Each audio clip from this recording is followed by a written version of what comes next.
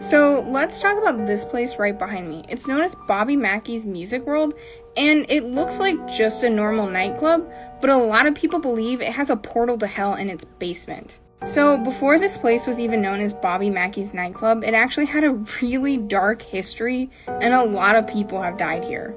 So before the current building even existed, this lot held a slaughterhouse, and the basement to this building is the original basement from the slaughterhouse, where the well that drained all the blood was. Now, once the slaughterhouse went under, it's believed that a cult took over the building, and they used the well to drain blood from what people thought were human sacrifices.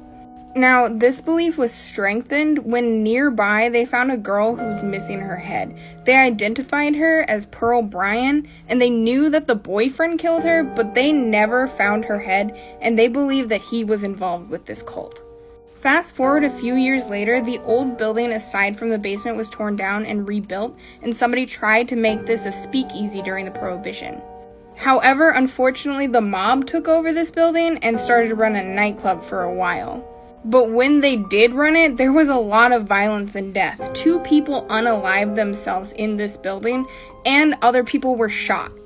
Finally, in 1978, Bobby Mackey took over this place, but this is when the death ends and the hauntings begin.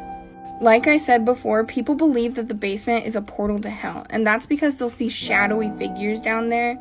They'll also hear footsteps all over the place, and it sounds like somebody keeps stomping up and down the stairs leading to the basement.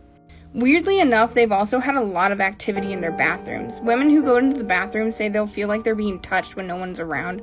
Another patron said while he was in there, he heard somebody chanting Latin, which is never a good sign. Another patron once said that he walked into the bathroom and suddenly the heat began to rise to an almost unbearable level, and then a trash can tried to attack him.